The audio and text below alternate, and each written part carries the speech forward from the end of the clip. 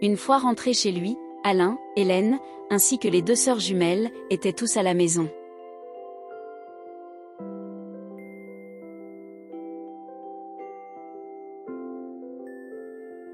Bonsoir la famille. Bonsoir fils, qu'est-ce qui met une telle lueur dans les yeux de notre champion ce soir? Père, mère, vous n'allez jamais deviner ce qui s'est passé aujourd'hui à l'école. Je suis premier de ma classe. Vraiment, Orophène, c'est incroyable. Félicitations mon chéri, on est tellement fiers de toi. Quel est donc ton secret? Merci maman, j'ai juste travaillé dur et je me suis concentré. Et devinez quoi? J'ai reçu un cadeau de Monsieur Roger, mon prof de biologie. Il m'a donné des kits scolaires pour récompenser mes efforts. C'est une excellente nouvelle fils, on savait que tu pouvais y arriver. Qu'est-ce qu'il y a dans ces kits scolaires?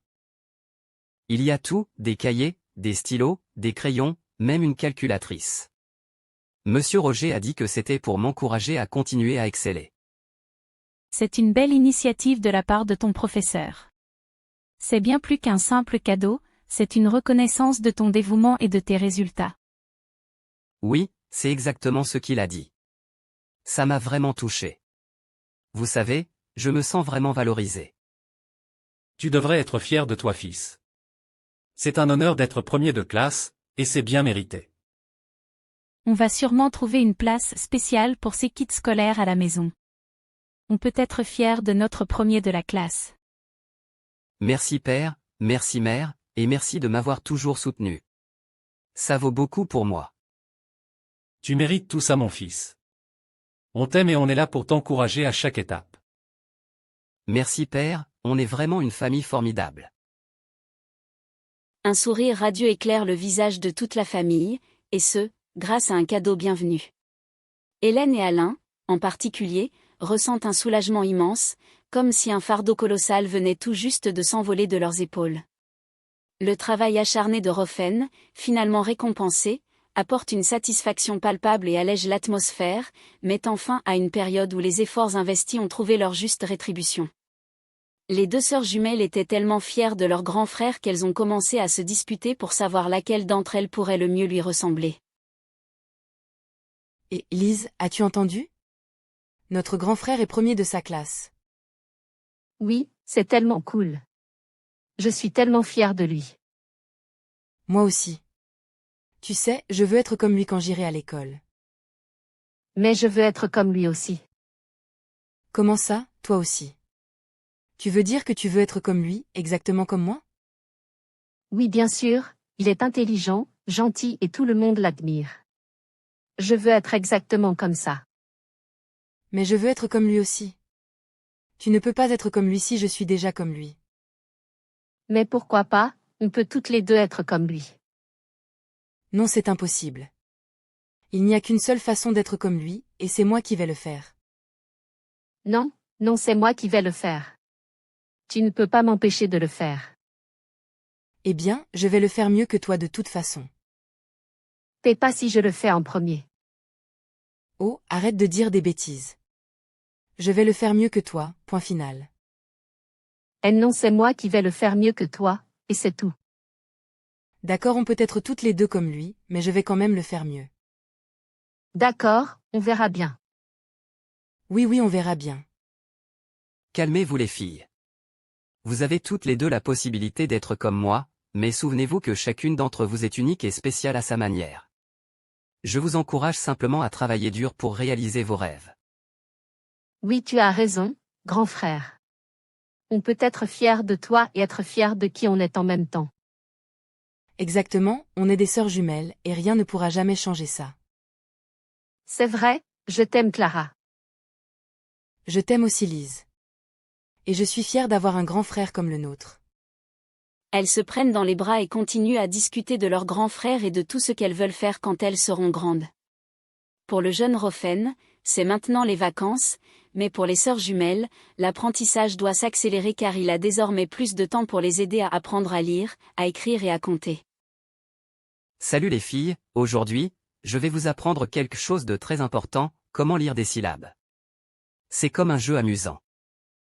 Oh, génial, sommes prêtes à apprendre. Oui, ça a l'air cool. Comment on fait? D'accord, d'abord, nous avons des syllabes simples comme ba, bi, bo, bu. Lise, peux-tu essayer de dire ces syllabes? Ba, bo, bu. Parfait, maintenant, Clara, à ton tour. Dis-moi les syllabes que tu vois ici. Da, ji, du. T'es très bien, vous avez toutes les deux réussi. Maintenant, essayons des syllabes un peu plus complexes. Par exemple, bla, blé, bli, blo, bleu. Lise, essaie de dire ces syllabes. Bla, blé, bli, blo, bleu. Parfait Clara, maintenant, à toi. Ça se lit, cla, clé, cli, clo, clu. Excellente prononciation les filles. Vous êtes vraiment douées. Maintenant, pour le défi final, essayons de lire quelques mots en utilisant ces syllabes. Lise, peux-tu essayer de lire ce mot ici? Cela se lit, bleu. Très bien, Clara, ton tour. Que dis-tu de ce mot? Ça se lit, clé. Parfait, vous avez toutes les deux bien compris. Vous voyez, apprendre à lire des syllabes peut être très amusant. Continuez à pratiquer et vous deviendrez de grandes lectrices. Merci grand frère. L'expansion des garages prend de l'ampleur en ville, et cela aggrave la situation financière de la famille de Roffen. En effet, Alain, n'ayant presque pas de travaux de réparation à effectuer dans la journée, voit la difficulté financière s'accroître. Chérie, je suis complètement perdu. Je n'ai plus aucune voiture à réparer dans le garage. Je ne sais pas comment faire pour subvenir à nos besoins. Oh mon amour, je comprends que cela puisse être difficile pour toi. Mais écoute-moi, nous sommes une équipe et nous traverserons cela ensemble. C'est ma source de revenus principale. Si je n'ai plus de voiture à réparer, je ne sais pas comment je vais faire pour payer les factures ou pour mettre de la nourriture sur la table. Je sais que c'est un moment difficile, mais nous trouverons une solution. Peut-être pourrions-nous envisager d'autres possibilités, explorer de nouvelles opportunités ensemble. Père, j'ai faim. Je suis tellement affamée que je ne sens même plus mon ventre. Les filles, accordez-moi juste un moment, je vais m'en occuper. Je ne vous ai pas oublié. Votre mère est en train de chercher de quoi manger pour vous. D'accord papa. Lise, restons assis pour économiser nos maigres réserves d'énergie. J'ai l'impression que ma bouche est complètement sèche, malgré que je bois de l'eau. Le jeune, en observant la situation, prend conscience que son rêve de devenir un biologiste renommé s'éloigne de plus en plus de la réalité.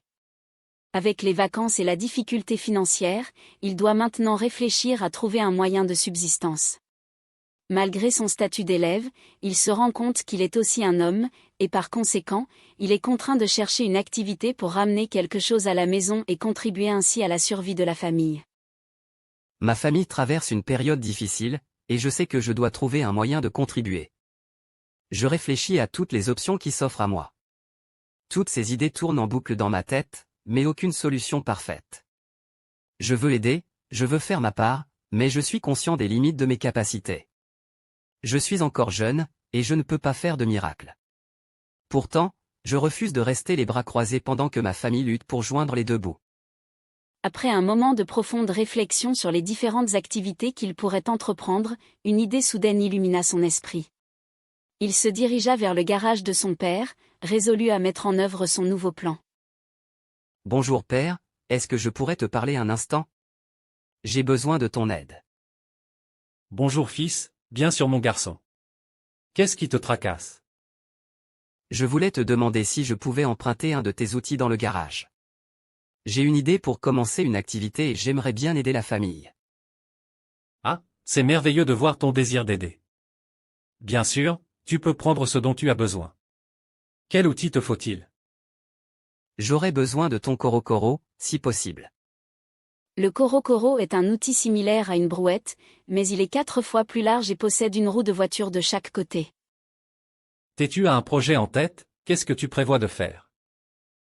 En fait, j'ai remarqué que certains voisins rencontrent des difficultés pour vider leurs poubelles.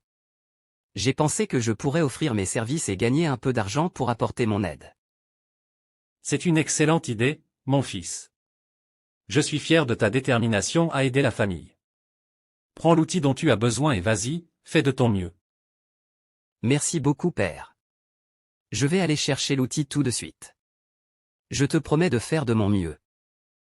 Je n'en doute pas une seconde. Je suis sûr que tu vas réussir.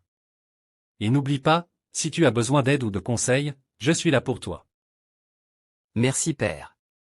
Il prend le Korokoro et le ramène à la maison. Un autre jour se lève, tôt le matin, Rofen prend son Korokoro et se lance dans son activité, parcourant la plupart des rues de son quartier, cette fois avec une nouvelle chanson en tête, une mélodie douce et séduisante. Ma poubelle poubelle, poubelle, Eya Meluta. Cette charmante mélodie sert simplement à signaler aux résidents qu'un collecteur de déchets est en train de passer.